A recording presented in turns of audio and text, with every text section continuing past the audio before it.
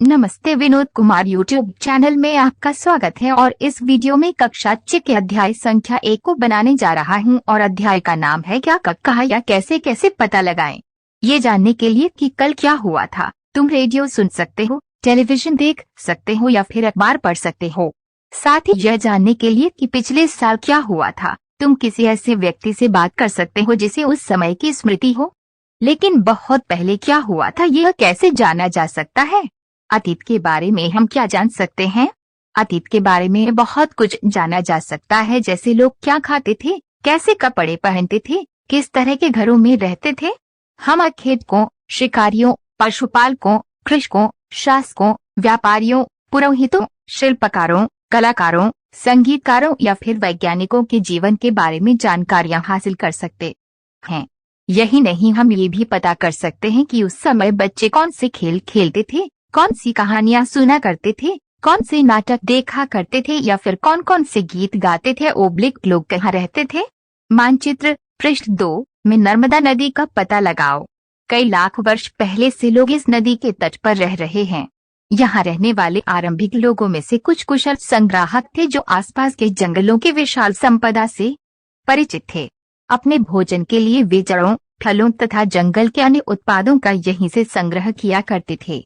वे जानवरों का आखेट शिकार भी करते थे। अब तुम उत्तर पश्चिम की सुलेमान और किरथर पहाड़ियों का पता लगाओ। इसी क्षेत्र में कुछ ऐसे स्थान हैं जहां लगभग 8000 वर्ष पूर्व स्त्री पुरुषों ने सबसे पहले गेहूं तथा जौ जैसी फसलों को उपजाना आरंभ किया। उन्होंने भेड़, बकरी और गाय बैल जैसे पशुओं को पालतू बनाना शुरू किया। ये लोग गांवों में रहते थे। उत्तर पूर्व में गारो तथा मध्य भारत में विंध्य पहाड़ियों का पता लगाओ। ये कुछ अन्य ऐसे क्षेत्र थे जहां कृषि का विकास हुआ। जहां सबसे पहले चावल उपजाया गया वे स्थान विंध्य के उत्तर में स्थित थे। मानचित्र पर सिंधु तथा इसकी सहायक नदियों का पता लगाने का प्रयास करो।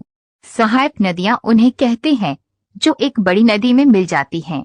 लगभग 4700 वर्ष पूर्व इन्हीं नदियों के किनारे कुछ आरंभिक नगर फले फूले। गंगा व इसकी सहायक नदियों के किनारे तथा समुद्र तटवर्ती इलाकों में नगरों का विकास लगभग 2500 वर्ष पूर्व हुआ। गंगा तथा इसकी सहायक नदी सोन का पता लगाओ। गंगा के दक्षिण में इन नदियों के आसपास का क्षेत्र प्राचीन काल में मगध, वर्तमान बिहार में, नाम से जाना जाता था।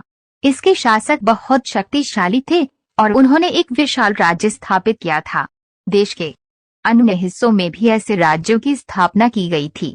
लोगों ने सदैव उपमहाद्वीप के एक हिस्से से दूसरे हिस्से तक यात्रा की। कभी कभी हिमालय जैसे ऊंचे पर्वतों, पहाड़ियों, रेगिस्तान, नदियों तथा समुद्रों के कारण यात्रा जोखिम भरी होती थी। फिर भी ये यात्रा उनके लिए असंभव नहीं थी। अतः कभी लोग काम की तलाश में तो कभी प्राकृतिक आपदाओं के कारण एक स्थान से दूसरे स्थान जाया करते थे। कभी कभी सेनाएं दूसरे क्षेत्रों पर विजय हासिल करने के लिए जाती थीं। इसके अतिरिक्त व्यापारी कभी काफिले में तो कभी जहाजों में अपने साथ मूल्यवान वस्तुएं लेकर एक स्थान से दूसरे स्थान जाते रहते थे। धार्मिक गुरु लोगों को शिक्षा और सलाह देते हुए एक गांव से दूसरे गांव तथा एक कस्बे से दूसरे कस्बे जाया करते थे। कुछ लोग नए और रोचक स्थानों को खोजने की चाह में उत्सुकतावश भी यात्रा किया करते थे। इन सभी यात्राओं से लोगों को एक दूसरे के विचारों को जानने का अवसर मिला। आज लोग यात्राएं क्यों करते हैं? एक बार फिर से मानचित्र 1 को देखो। पहाड़ियां, पर्वत और समुद्र इस उपमहाद्वीप की प्राकृतिक सीमा का निर्माण करते हैं। हालांकि लोगों के लिए इन सीमाओं को पार करना आसान नहीं था। जिन्होंने ऐसा चाहा वे ऐसा कर सके। वे पर्वतों की ऊंचाई को छू सके तथा गहरे समुद्रों को पार कर सके। उपमहाद्वीप के बाहर से भी कुछ लोग यहाँ आए और यहीं बस गए। लोगों के इस आवागमन ने हमारी सांस्कृतिक परंपराओं को समृद्ध किया। कई 100 वर्षों से लोग पत्थर को तराशने, संगीत रचने और यहाँ तक कि भोजन बनाने के नए तरीकों के बारे में एक दूसरे के विचारों को अपनाते रहे हैं। देश के नाम अपने देश के लिए हम प्रायः इंडिया तथा भारत जैसे नामों का प्रयोग करते हैं। इंडिया शब्द इंडस से निकला है जिसे संस्कृत में सिंधु कहा जाता है। अपने एटलस में ईरान और यूनान का पता लगाओ। लगभग 2500 वर्ष पूर्व उत्तर पश्चिम की ओर से आने वाले ईरानियों और यूनानियों ने सिंधु को हिंदोस अथवा इंदोस और इस नदी के पूर्व में स्थित भूमि प्रदेश को इंडिया कहा। भरत नाम का प्रयोग उत्तर पश्चिम में रहने वाले लोगों के एक समूह के लिए किया जाता था। इस समूह का उल्लेख संस्कृत की आरंभिक लगभग 3500 वर्ष पुरानी कृति ऋग्वेद में भी मिलता है। बाद में इसका प्रयोग देश के लिए होने लगा। अतीत के बारे में कैसे जानें?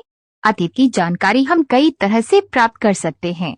इनमें से एक तरीका अतीत में लिखी गई पुस्तकों को ढूंढना और पढ़ना है। ये पुस्तकें हाथ से लिखी होने के कारण पांडुलिपि कही जाती हैं। अंग्रेजी में पांडुलिपि के लिए प्रयुक्त होने वाला मैन्यूस्क्रिप्ट शब्द लैटिन शब्द मेनू जिसका अर्थ हाथ है से निकला है। ये पांडुलिपियां प्राय ताड़पत्रों अथवा हिमालय क्षेत्र में उगने वाले भुर्ज नामक पेड़ की छाल से विशेष तरीके से तैयार भोजपत्र पर लिखी मिलती हैं। इतने वर्षों में इनमें से कई पांडुलिपियों को कीड़ों ने खा लिया तथा कुछ नष्ट कर दी गईं।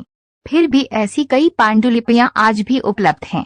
प्राय ये पांडुलिपियां मंदिरों और विहारों में प्राप्त होती हैं। इन पुस्तकों में धार्मिक मान्यताओं व व्यवहारों, राजाओं के जीवन, औषधियों तथा विज्ञान आदि सभी प्रकार के विषयों की चर्चा मिलती है। इनके अतिरिक्त हमारे यहाँ महाकाव्य, कविताएं तथा नाटक भी हैं। इनमें से कई संस्कृत में लिखे हुए मिलते हैं जबकि अन्य प्राकृत और तमिल में हैं। प्राकृत भाषा का प्रयोग आम लोग करते थे। हम अभिलेखों का भी अध्ययन कर सकते हैं। ऐसे लेख पत्थर अथवा धातु जैसी अपेक्षाकृत कठोर सत्थों पर उत्कीर्ण किए गए मिलते हैं। कभी कभी शासक अथवा अन्य लोग अपने आदेशों को इस तरह उत्कीर्ण करवाते थे ताकि लोग उन्हें देख सकें, पढ़ सकें तथा उनका पालन कर सकें। कुछ अन्य प्रकार के अभिलेख भी मिलते हैं जिनमें राजाओं तथा रानियों सहित अन्य स्त्री पुरुषों ने भी अपने कार्यों के विवरण उत्कीर्ण करवाए हैं। उदाहरण के लिए प्राय शासक लड़ाइयों में अर्जित विजयों का लेखा जोखा रखा करते थे। क्या तुम बता सकते हो कि कठोर सतह पर लेख लिखवाने के क्या लाभ थे? ऐसा करवाने में क्या क्या कठिनाइयां आती थीं? इसके अतिरिक्त अन्य कई वस्तुएं अतीत में बनी और प्रयोग में लाई जाती थीं। ऐसी वस्तुओं का अध्ययन करने वाला व्यक्ति पुरातत्वविद कहलाता है।